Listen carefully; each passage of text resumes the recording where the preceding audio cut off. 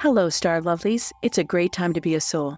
Today we're talking about those sneaky ways of lack and tips for you, Wise Strategist.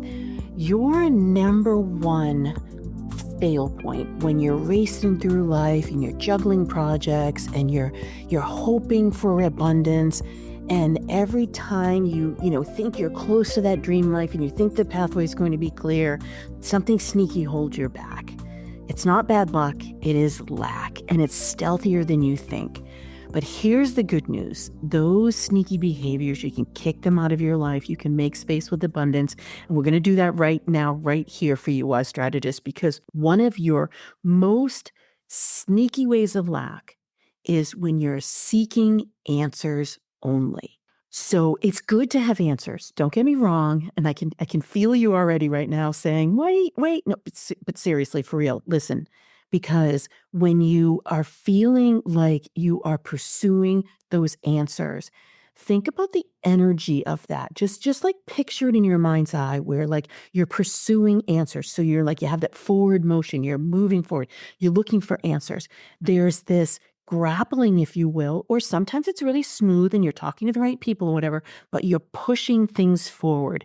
And when you energetically push things forward, you're pushing things away from you. So when you do that, you are creating an erosion of the ability to receive. And so what you want to do is you want to take a step back just a little bit. We're not going to put you in that full back, head thrown back, receiving allowance place, because that's not comfortable for you, especially when you're juggling things and you're chasing things. But when you can embrace curiosity, when you can swap that, I need to know something, because that's that urgency and that creation of lag, to I wonder what's possible. And when you open yourself up a little bit more to possibility, to I don't know, I'm not familiar with that, the answer hasn't come yet, I wonder, then you're allowing a little bit more time and space for things to come together more easily. So in fact, it's going to save you time, it's going to save you money, it's going to save you energy, but it's going to feel uncomfortable first. So that's okay. You can just practice doing this. And when you do, you're going to find that you have more space, more time, and more ease. And all of those things create more abundance for you. So embrace curiosity. I wonder what's possible. I don't know yet. I'm finding that out. And another way that lack comes super, super sneaky, and honestly, these next few ways are for everybody, no matter what their energy is. It's just the tip for you. Wise Strategist is going to be just firmly aligned for you when we talk about judgment, and we talk about investing in yourself, and we talk about your story. So those three are the next three subjects that we're going to go through. And so judgment doesn't feel bad. Judgment is something that you feel like, okay, that's close to discernment. Like, I'm going to assess the situation. I am going to determine or identify what's right or what's wrong. The only way that doesn't work is when you're judging yourself. And that's particular for you, Wise Strategist. You judge yourself to be less than. When you're sitting in a room with a bunch of other people and you're experiencing growth and you feel really good, and you walk into a new room and you look around and you start doubting yourself, that's judgment. Or when you're on a panel with a group of people and you're thinking, oh, wait, I haven't been given the opportunity to speak as much, or I didn't really say what I wanted to say, so you're second guessing yourself. That's judgment. So that's blocking good things to come to you. So for you to be able to remind yourself, I am the expert. This is my field. I know what the answer is. You can even interject if you need to say, oh, I'd love to interject. I'd love to add my comments to that. Or, gee, Sally, that was a really good point. And here's what I have to say too. Practice doing that for yourself, because when you're active and you're engaged, you're not going to second guess yourself during the process, and you're not going to second guess yourself after. So cheering yourself on in small ways is for you to take action and to speak up. That will stop the judgment, believe it or not. Because it's like you're missing that connection, right? That like circular action reaction. Somebody said something, you want to interject something, you didn't speak up. And then therefore you then go into that judgment field of, oh, wait, I should have said this. Or, hey, wait, why didn't I say that? You start judging yourself first. And then you can judge others. Well, she didn't, or he didn't really know what he was talking about. That's okay, because you want to feel superior. Let's get rid of that entire cycle and have you just be there and beautifully showing up and speaking up. Okay, the next way that sneaky lack comes in for you, Wise Strategist, is investing in yourself. And this is going to feel a little bit interesting the way I'm coming at this. Because remember, these aren't things that are overt. These are not things that are obvious. These are things that are subversive, that are sneaky, that you may not even be conscious of. And when I first say them, every single person in the signature series is like, wait, nope, that's not true. And then when I explain it, they say, oh, yeah, that is true. So when I first say this, you're going to say that's not true. That's okay. There's this trying to squeeze every drop out of a situation. And I don't mean in what we just talked about in conversation. What I mean is that you've signed up for something, you've taken a workshop, or you are listening to a podcast, or whatever it is, and you want to get every single thing out of it that you possibly can. The other part is you want to ensure that the value that somebody gives that happens to be in the free stage, that you are taking full advantage of that. These are not wrong at the outset, but they can become consuming and distract you from what's truly beneficial to you. So, wise strategist, we, everybody, the universe, God, spirit, everybody in the world is so lucky to have you on this planet, because you are the ones that think things through, are so thorough, tie things up, get things completed. I mean, without your individual magic, we would probably as a species not ever get anything done, right? So thank you so much for that. And yet that beautiful superpower becomes kryptonite, because in that pursuit of 100%, you're eking out too much, you're wringing too much time, effort, energy for that last 20%. And it can often make you go towards those clients or those situations that aren't actually going to give you the biggest bang for the buck. And so even in the free stage, right? So when you think, well, this didn't cost anything, it's still costing you time and energy and intellect and effort to digest it, to consume it, to assimilate it, to integrate it, because you'll complete the whole process.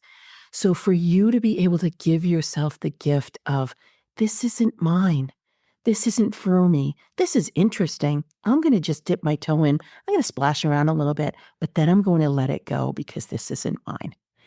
And that is going to be really hard for you, because it's almost interrupting that beautiful completion cycle that you have. So if we have a discernment lens that we say, what's in it for me and what am I getting out of this? And take 10% of the time you think it's going to take. So if you're listening to a podcast that's an hour, take 10 minutes. If you're in a workshop that's 10 weeks, take 2 weeks. If you're reading a book that's 500 pages, look at the first 50 pages and say, is this really benefiting me? What you can then do is speed to the end and get the bottom line.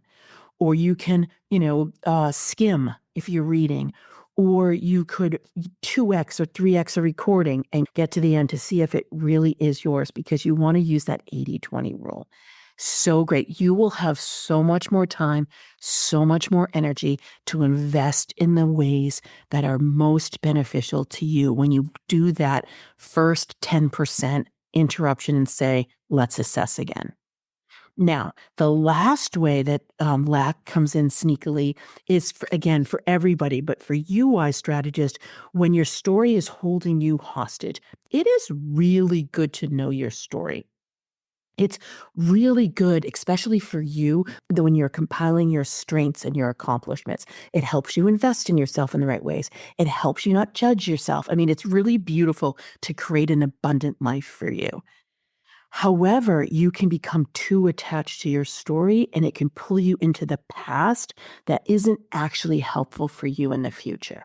What do I mean by that?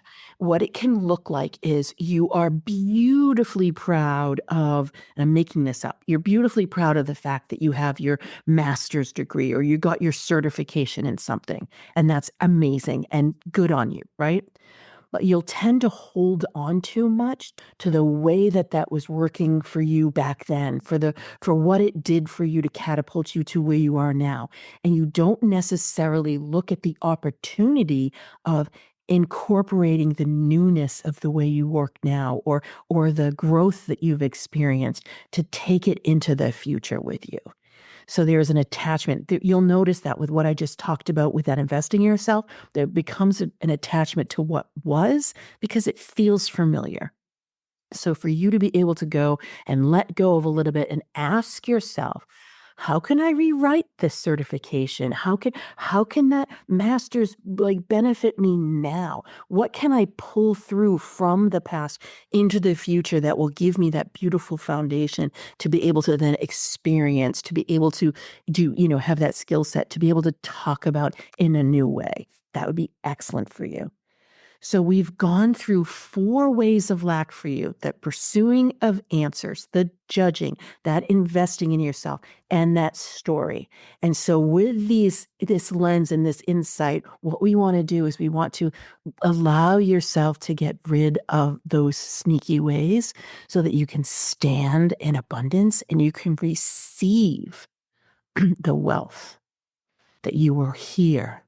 You were born to be rich and powerful, and you can receive that.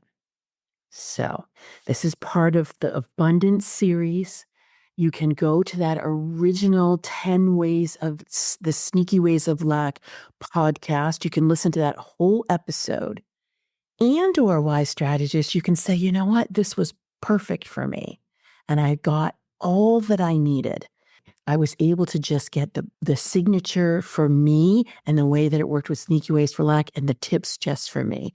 Be really interesting. I would love for you to leave a comment on this podcast to say if you were able to do that. And if not, no worries, 2x that other podcast, but take an assessment at the 10% mark and start practicing that way. So I adore you, Wise Strategist. Here's to your abundance and to get rid of those sneaky ways of lack. Thank you for listening, and stay tuned for more ways to use the stars strategically to align with your soul purpose, reclaim your power, and increase your prosperity. Please rate and review your favorite episodes, and remember to check out my website at kimwoods.com for my latest forecasts, articles, and offerings. To find out your intuitive success signature, take my 12-question Do You Know, Like, and Trust Yourself quiz and find out how you're living your stars at yourstarmaptosuccess.com. I've so enjoyed our time together as it's filled with the power of the stars plus strategy to clear the pathway to your success. Until next time, happy soul tidings.